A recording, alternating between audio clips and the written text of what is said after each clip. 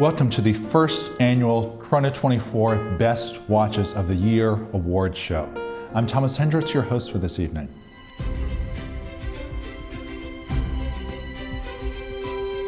Here's how it's going to go. We've got a list of awards to give out today for the best watches that debuted in 2023. We're going to rattle off the nominees for each award, discuss them, and then I'll pick whichever one makes you specifically the angriest. I'm kidding, we will try to keep this as objective as possible. And better yet, we're running a tournament right now for the best watch of the year, our best in show, on our Instagram channel, and voting is live. But it's Instagram, so you have to vote like today. Before we get into it, wouldn't it be fun if there was a Chrono 24 wrap the same way you have a Spotify wrap? You could see your most searched watch or your most offensive lowball offer. If this has enough public support, maybe we can make some phone calls and make it happen. Without further ado, let's dive in. GPHG, of course, already named their winners for the year, but that unfortunately only covers a small slice of the industry. We'll try to include everything worth including, but there will be some great watches that we missed in this roundup, so please shout them out in a comment. And if you disagree with the selection, make it known. For some of you, this whole video will be like an episode of House Hunters where the couple chooses the wrong house. Our categories are Microbrand of the Year, Collaboration of the Year, Most Surprising Release, and Brand of the Year.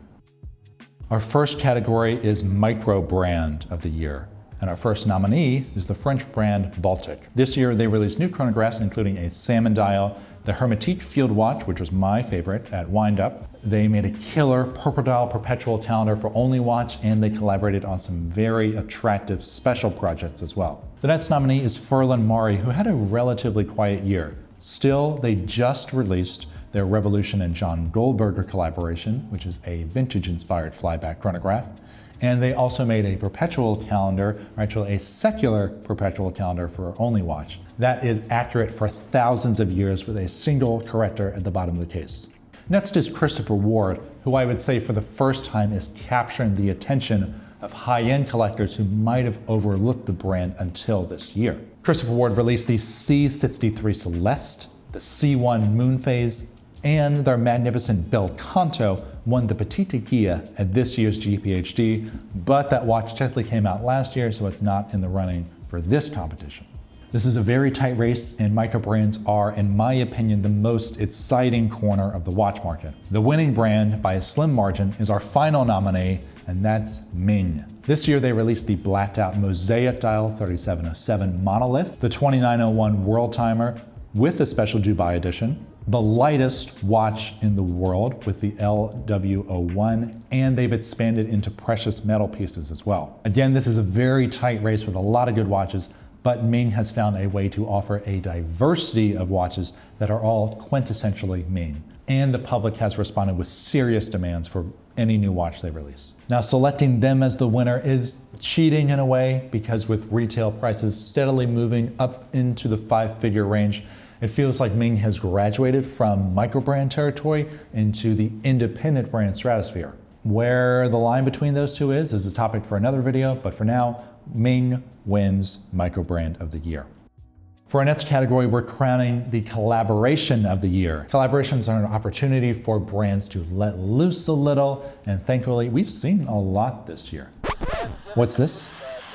We're getting word that the Zenith Aaron Rodgers watch is out with an Achilles injury? Okay, enough dumb jokes. Our actual nominees are the Audemars Piguet and Elite Royal Oak, the Scuba by Swatch and Blancpain, obviously, the Tag Heuer Porsche Carrera Chrono Sprint, which was unfortunately released at the same time as the Swatch Paint. There's the Baltic Perpetual Tricompats Tropical, which is not a Tricompats, by the way. There's the Fears Christopher Ward Alliance 01 Jumping Hour watch. And finally, the Louis Vuitton and Recep Recepi LVRR01 Chronographe à Sonnerie. Now, there is a lot of heat in this category. I have a feeling the crowd favorite will be the Fears and Christopher Ward collaboration. It is a lot of watch for $4,000, and it's cool to see two British brands stick together.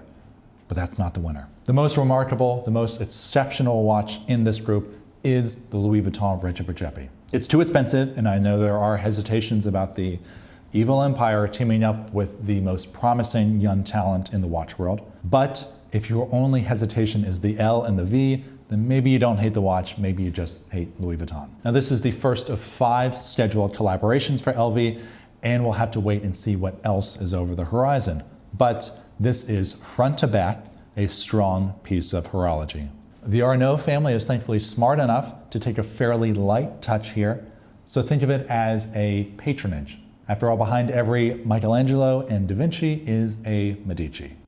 Next up is the most surprising release of the year, and why even read the nominees? The winner is the Rolex puzzle dial emoji Day-Date, because what the hell is this? We should also mention the ultra sophisticated Audemars Piguet 1159 because it's AP's most complicated watch with, count them, 23 in total, and that's saying something for AP. We should mention the Rolex 1908 because who thought Rolex would reinvent the Cellini line this year? We should also mention the Oris with the tennis ball green dial and the Kermit the Frog cameo in the date window. But ultimately, Rolex saw the Kermit watch and just said, hold my beer. Just because it's surprising doesn't mean it's a good surprise. And if you buy this watch, you have too much money. Here's a big one, our last one for today, brand of the year. And we're talking just about major brands. We're leaving our allegiances at the door, and we're taking a top-down look at how each player performed in the field. Here are our 4 contenders. Tag Heuer, Christopher Ward, Rolex, and Tudor. Let's start with the king, and I'll say this. They're cooking, but it'll be a while before the sauce really sets. Rolex is historically a pretty stuffy brand, but they are making wild moves lately. And it's still too early to tell how these pieces will age and if 2023 will be a positive or less than positive chapter in the brand's history.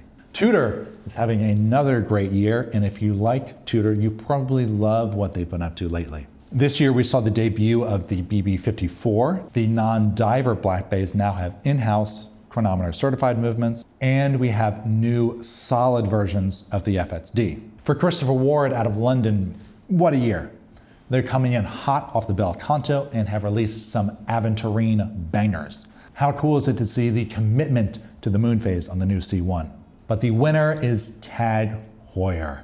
The Glassbots Carrera and the new Skipper are what the brand should be doing. Tag has, for a long time, been a duality, simultaneously doing high horology watches that no one asked for and affordable watches that no one wants.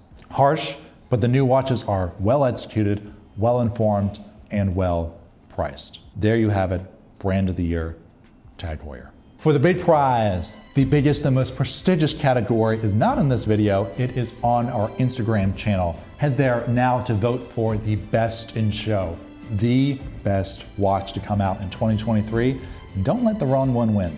That's all for today, and that's all for this year. I'm Thomas Hendricks with Chrono 24 in New York City. Thanks for watching, subscribe, and we'll see you next time.